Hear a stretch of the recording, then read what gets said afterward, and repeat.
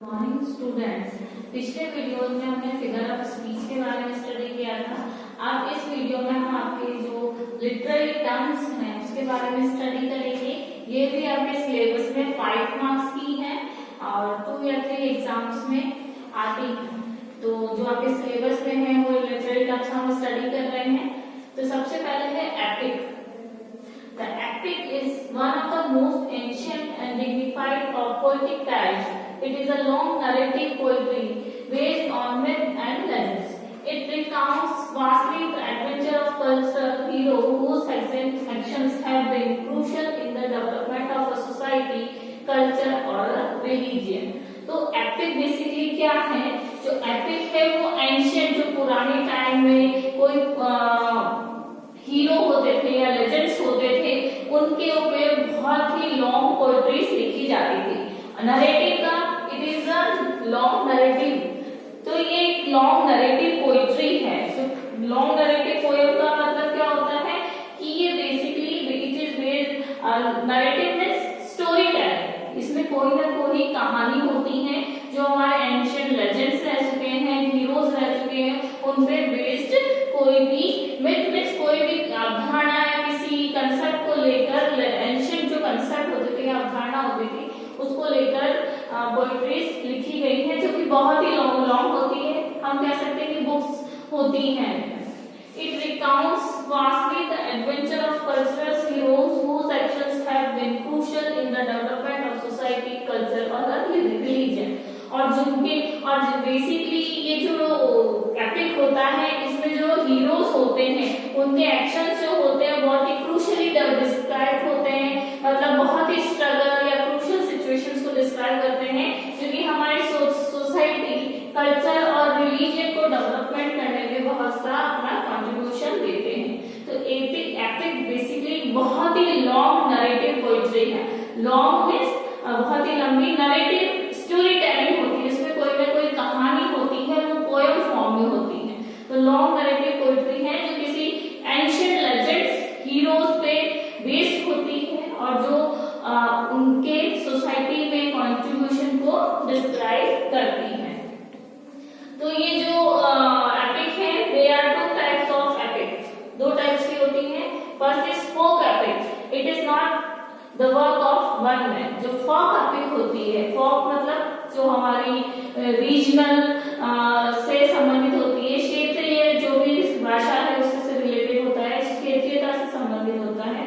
तो जो folk epic होता है वो किसी एक का वर्क नहीं होता है। क्यों? क्योंकि it is pass by generation to generation orally. ये क्या होता है फोक एपिक? जैसे किसी कोई पहले किसी ने कोई बात कही है, उसे आगे वाले जनरेशन को पास करी और उससे आगे वाले जनरेशन को पास करी और किसी ने उस पर कोई पोएट्री लिखी है या एपिक लिखा है, तो ये होता है फोक एपिक। जैसे हम भी कई बार हम सुनते हैं कि हमारे परदादा ही कहते थे, फिर परदादा से दादा ने सुना, दादा से हमारे पिताजी ने सुना और आज हम सुन रहे हैं। तो ये क्या हो रहा है? कोई मिथ या कोई अवधारणा या कोई कंसेप्ट हम जनरेशन टू जनरेशन पास कर रहे हैं और इस पे किसी ने कोई बुक पोएट्री लिखी है जो कि बहुत ही बुक फॉर्म में है या लॉन्ग फॉर्म में है, तो वो होता है फोक एपिक।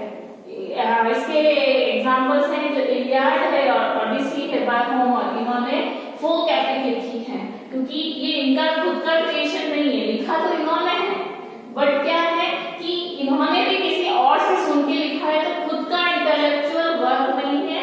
इन्होंने कुछ बातें सुनी और उसे पोएट्री फॉर्म में लिखा, इसीलिए ये फोक एपिक है। और ध्यान रखिएगा कोई भी लिटरेरी टर्म्स आपके एग्जाम में लिखने के लिए आती हैं तो आप उनके साथ 2 एग्जाम्पल कंपल्सरी वे में लिखेंगे, जैसे कि हमने फिगर ऑफ स्पीच में भी किया था।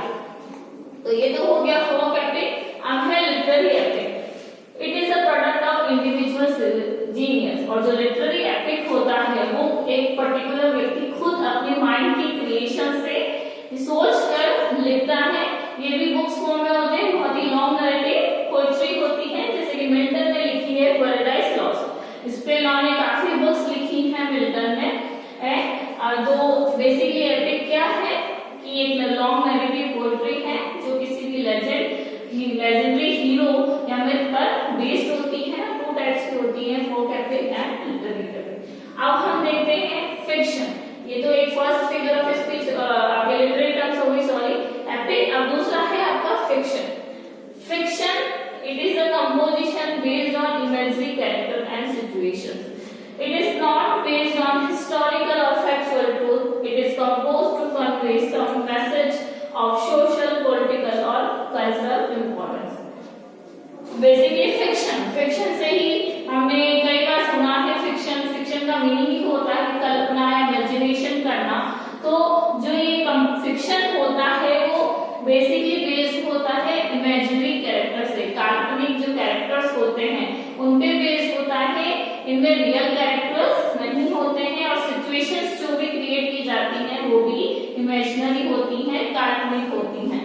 It is not based on historical और फैक्चुअल ट्रुथ, और ये किसी भी हिस्टोरिकल या उसके से रिलेटेड फैक्चुअल ट्रुथ पे बेस्ड नहीं होती हैं। It is composed to convey some message of social, political और कल्चरल इंपॉर्टेंस। और ये कहीं ना कहीं जो भी फिक्शन लिखे जाते हैं वो हमारे कोई सोशल इश्यूज हो, पॉलिटिकल इश्यूज हो या कल्चरल इंपॉर्टेंस को शो करते हुए होते हैं। तो फिक्शन एक ऐसी कंपोजिशंस होती हैं जो कि इमेजिनरी कैरेक्टर्स और सिचुएशंस को लेकर लिखी जाती हैं।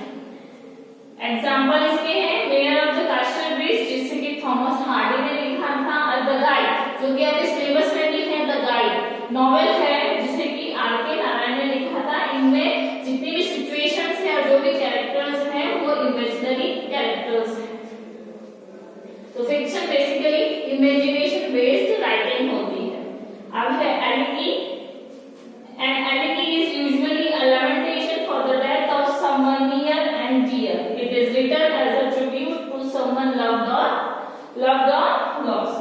तो एलिगी क्या होती है? एलिगी एक ऐसी कंपोजिशन होती है जिसमें कि लैमेंटेशन है, विलाप है। आप उस पे किसी के जाने के गम में जो कि आपका बहुत ही डियर है और नियर है, आपका संबंध बहुत ही क्लोज है, आपको बहुत ही ज्यादा प्रिय है, आपको सबसे ज्यादा लव्ड है वो पर्सन, और उसके जाने के गम में आप उसके ऊपर कोई पोएट्री लिख रहे हैं, तो वो एलिगी होती है।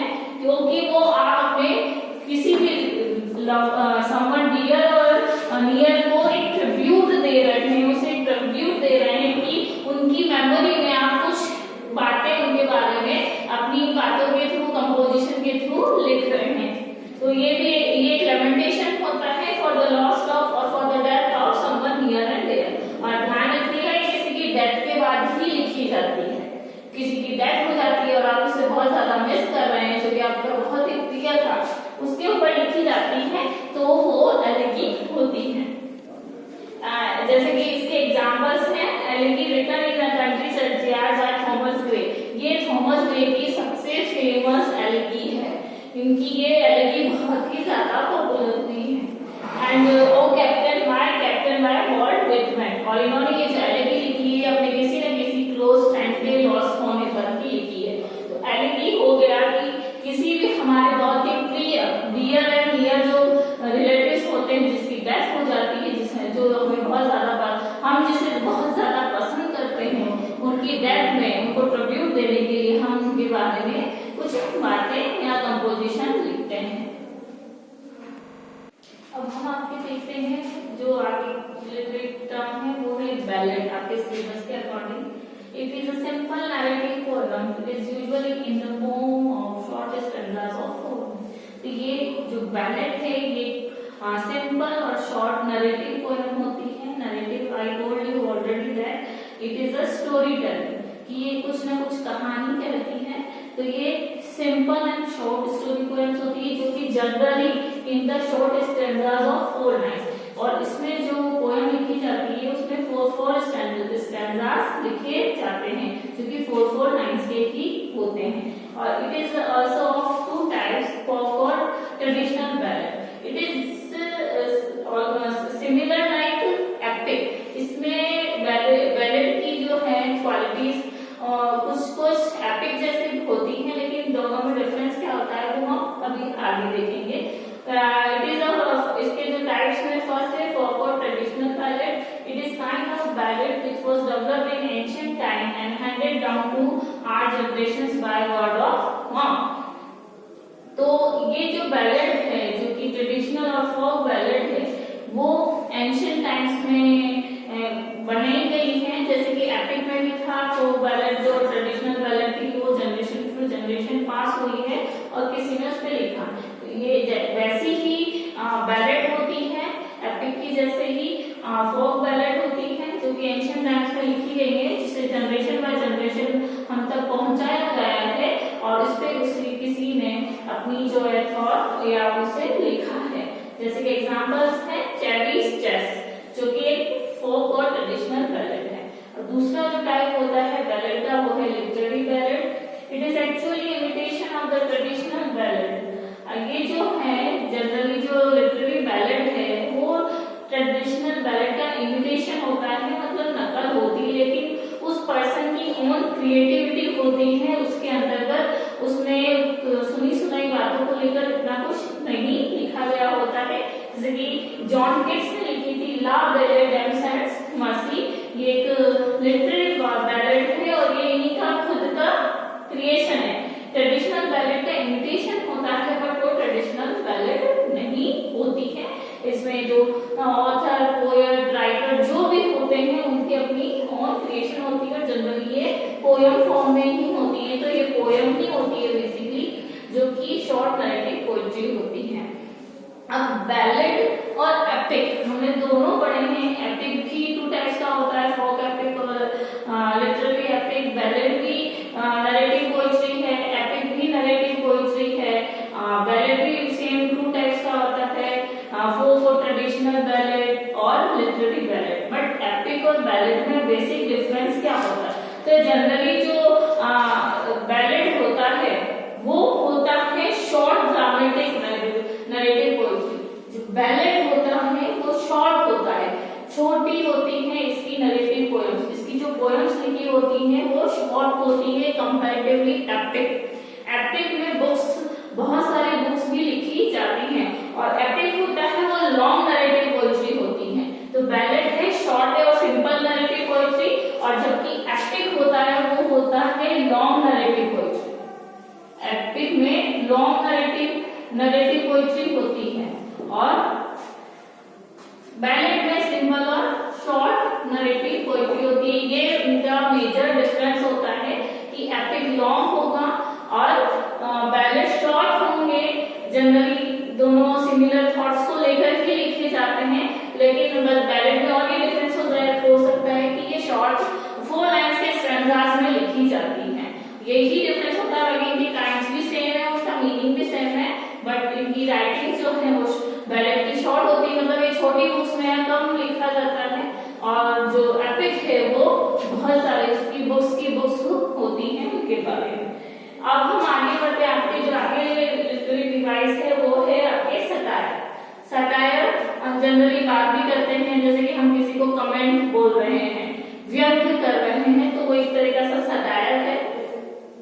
तो सटायर क्या है? What is satire? The use of irony, exaggeration or ridicule to expose and criticize people's stupidity or vices। तो सटायर है आयरनी का यूज करना। एग्जैगरेशन में बहुत ज्यादा बढ़ा चढ़ा के किसी के बारे में बोलना। और आयरनी क्या होता है कि हम कभी भी किसी को कमेंट कर रहे हैं तो नेगेटिव वे में बोलते हैं। जैसे कि कोई हमें, जैसे नॉर्मल एग्जाम्पल दे रही है, लिटरेरी डिवाइस के लिए एग्जाम्पल नहीं है। जैसे कि कोई बोल रहा है कि तुम तो इमरती के जैसे सीधे हो, तो हम क्या कर रहे हैं? इमरती कैसे होती है? बहुत राउंड घुमावदार होती है, तो हम उसे क्रिटिसाइज करें, उल्टा बोल रहे हैं उसके बारे में कि वो बहुत ही क्रिटिकल पर्सन है या क्रूशियल पर्सन है, लेकिन हम उसे क्रिटिसाइज करें, ऑपोजिट बोल रहे हैं अपनी बात को उस तक पहुंचाने के लिए। तो वो चीज होती है कि किसी भी पर्सन को क्रिटिसाइज करने के लिए ऑपोजिट बोलना वो होता है आयरनी। ये एग्जांपल लिटरेरी डिवाइस के लिए नहीं है, ये जनरली आपको समझाने के लिए मैंने बताया है। एग्जैगरेशन होता है किसी भी चीज को बढ़ा चढ़ा के बोलना, बहुत ज्यादा बोलना, जिंदगी वो नहीं है। रिडिक्यूल करना मींस मजाक उड़ाना किसी भी चीज का, to expose and criticise people. तो लोगों को एक्सपोज करने के लिए, क्रिटिसाइज करने के लिए उनकी जो स्टुपिडिटी होती है, बेवकूफ होती है, या उनकी जो वाइसेस होती है, जो उनकी गलतियां होती है, उसे बताने के लिए